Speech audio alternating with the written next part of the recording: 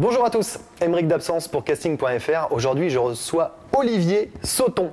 Salut Olivier. Salut Aymeric, ravi d'être là. Ah bah écoute, on est heureux de t'accueillir. On est venu voir ton spectacle et on s'est dit il faut absolument qu'on le fasse venir parce que Lucchini et moi, c'est juste extraordinaire. C'est un spectacle qui nous a beaucoup fait rire. On voulait absolument qu'on en parle un petit peu tous ensemble, que tu présentes un petit peu aussi ton spectacle à tous les internautes qui nous regardent.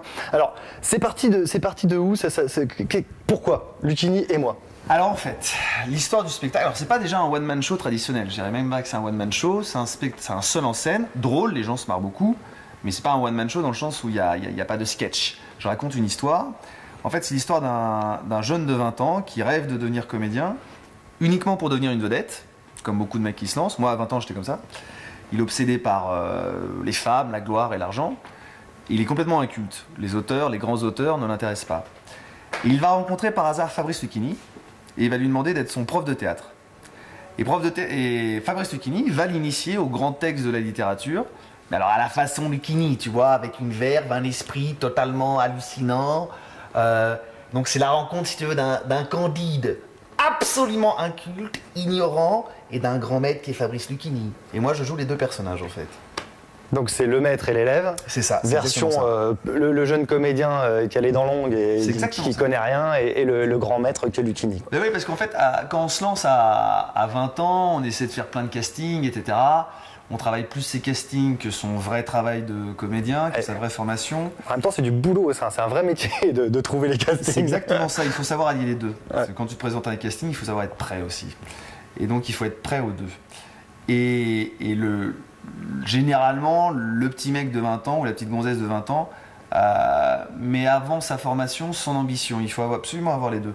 Et moi, j'ai voulu faire un spectacle, justement, où tu avais un petit mec, ce que j'étais à 20 ans, moi j'étais comme ça, inculte, qui veut devenir une vedette, qui se précipite dans le métier, et là qui va rencontrer quand même un maître, un grand acteur, qui sait servir la langue et les grands textes, et qui va lui dire c'est très bien de vouloir faire ce métier, c'est très bien d'avoir de l'ambition, mais aussi il faut une formation, il faut de la profondeur. Et c'est ce que j'ai voulu faire avec ce spectacle.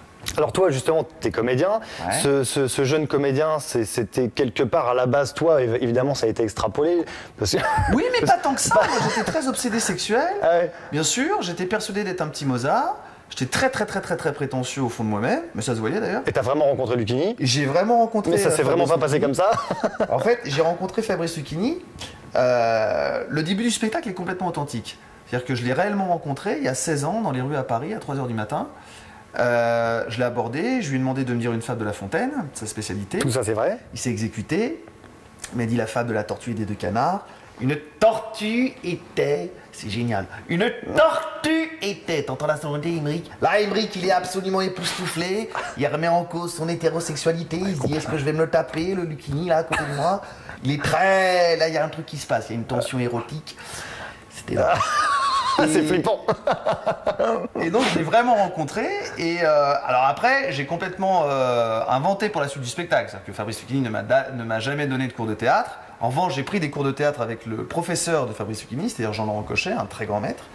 Mais ça part d'une histoire vraie. Et 15 ans après j'en ai fait un spectacle. Et d'ailleurs Lucchini est venu te voir il y a peu de temps. Ouais, c'était incroyable. Il est venu me voir au mois de juin en fait. En fait c'est son grand frère qui était venu voir le spectacle. Et qui à la fin m'a dit bonsoir, je suis grand frère de Fabrice Lucchini. Alors ça c'est son rappel, vous avez son rappel en exclu là. C'est ça, mais je vais pas le faire en entier comme ça. Non mais allez-y, c'est extraordinaire, je sais qu'au rappel, moi j'ai surkiffé. Et donc ce grand frère me dit je suis grand frère de Fabrice Lucchini, j'ai adoré votre spectacle, je vais dire à mon frère de venir. Et une semaine après, Lucchini vient, himself. J'étais très impressionné, j'avais très peur. Et à la fin du spectacle, il vient me voir dans les loges, il était très perturbé, il me fait Là, c'est très perturbant. Alors là, pour moi, ça fait très soirée asile psychiatrique. Non, je suis dans la salle, je me vois sur scène. J'ai fait 40 ans de psychanalyse, j'ai jamais eu un choc comme ça. Je me souviens de toi. Et après, on a parlé pendant 10 minutes, un quart d'heure.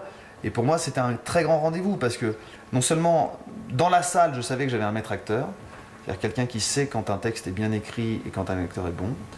Et en plus, j'avais l'original. Moi, je suis la copie. Et donc j'étais très stressé, mais j'ai adoré cette soirée. J'ai adoré ça. Et pour moi, c'était vraiment une rencontre extraordinaire, qui sort de l'ordinaire.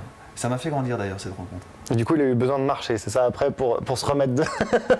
Oui, c'est ça. Il était vraiment perturbé. Hein. Il était très. Il n'a pas fait son numéro comme il fait très très bien à la télé, moi qui me suis hurlé de rire. Il n'était pas si volubile que ça. Et à la fin, au bout de 10 minutes, un quart d'heure de discussion, je lui dis, bah, si vous voulez, on va prendre un verre ailleurs. Et puis il me fait, non, faut que je marche. Faut que je digère ce que je viens de voir. Tu m'étonnes. Faut que je marche. Et c'était génial. C'était un moment poétique. Alors lui, c'était vraiment ton maître pour le coup. Ouais. Tu l'as vraiment rencontré. Ouais.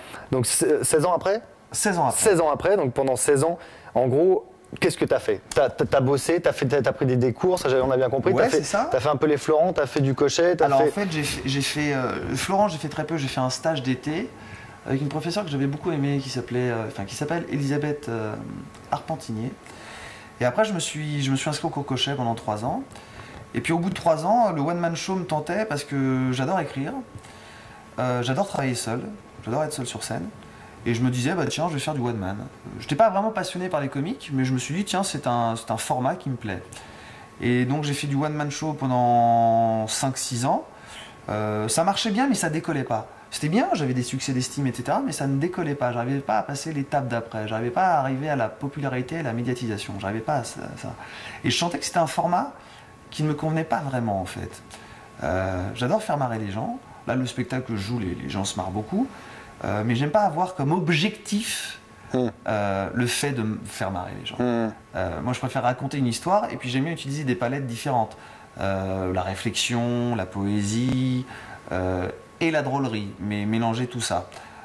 Faire un spectacle que sur la drôlerie, non, c'est pas là où je suis le plus fort. Et là, finalement, du coup, maintenant, c'est un duo, vous êtes 2. Exactement. Mais on y croit, hein. C'est ça qui est fou, c'est qu'on y croit. On le voit lui et on voit aussi Lucchini, ils sont là tous les deux, quoi. Exactement, parce qu'en fait, je passe de l'un à l'autre. En fait, en gros, ça donne... c'est vraiment un jonglage. En gros, ça donne... Mais Olivier, tu peux pas dire que Molière est ennuyeux. Molière, c'est l'essence même du comique français. Mais je vous dis pas qu'il est ennuyeux, moi. Je vous dis que Molière, je piche que dalle. Mais ne confonds pas l'ennui avec l'incompréhension. T'es lent, qu'est-ce que t'es lent? Et en fait, je passe de l'un à l'autre. C'est un vrai schizophrène, non mais il est très fort. Hein. Un peu comme tous les comédiens, en fait. Un peu schizophrène, c'est normal, tout va bien. Et c'est marrant parce que, excuse-moi de t'interrompre, parce que la veille de ma première, pour revenir sur le duo, la veille de ma première, c'est un spectacle que j'ai beaucoup travaillé et auquel je songe depuis longtemps. Et la veille de ma première, t'as mon épouse qui me dit mais t'as pas peur parce que vu le travail que t'as abattu, si les gens sont déçus, toi tu vas être déçu quoi. Et t'as pas peur comme ça de monter sur scène avec ce spectacle? Et je lui avais dit, sans jouer au schizophrène à 2 balles, je lui avais dit mais j'ai pas peur parce que je viens avec Fabrice Lucchini. Il ne peut rien m'arriver. Il ne peut rien. C'est mon tuteur. Il ne peut rien m'arriver. C'est-à-dire que moi, si je défaille, ce qui peut vraiment arriver, il sera là pour me lui, sauver. Il sera là. C'est comme si tu joues avec Zidane. T'es joueur de foot, ça va. T'as Zidane dans l'équipe. Il peut rien arriver. Cet homme est fou. Allez voir son spectacle. Cet homme est fou. Il est à l'Archipel et c'est jeudi, vendredi, samedi, 2 fois même le samedi. Sinon, c'est tous les soirs à 20h et le samedi 17h et 20h. Comme ça, vous êtes sûr de ne pas le rater. Surtout le samedi. Olivier Sauton, allez voir. Juste un petit truc, Olivier, parce que je me suis renseigné un peu sur toi. J'ai vu que tu donnais des cours de théâtre et que ça a l'air vachement sympa. C'est dans le 17e.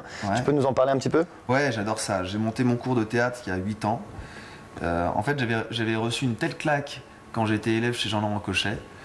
C'est vraiment le professeur de théâtre qui m'a donné envie de lire, qui m'a cultivé et qui m'a appris l'amour de ce métier. Et je me suis dit, cette claque, quand tu reçois une claque, il faut la transmettre. Et très humblement, je me suis dit, je vais essayer de donner des cours de théâtre. Et mettre des claques. Et ouais, ça c'est presque sexuel, ça. C'est très excitant. En tout cas, allez voir son site internet, c'est très drôle. C'est quoi le site internet? Coursauton.com. Et vous allez comprendre. Il y a une petite vidéo, moi je suis sûr qu'il fait une petite vidéo de présentation. Tu regardes, tu fais non, il a osé quoi. C'est juste énorme, allez voir. Voilà, donc Olivier Sauton qu'on retrouve donc à l'Archipel, je vous le rappelle, jeudi, vendredi, samedi à 20h et une exceptionnelle en plus le samedi à 17h. Voilà. Merci Olivier. C'est moi, merci beaucoup. C'est un vrai plaisir et on va venir te voir encore parce que franchement ça vaut le coup. T'es très beau, tu poses de très bonnes questions, c'est très agréable, vivement que la caméra se coupe. Ah c'est mignon, oh merde. Coupez pas.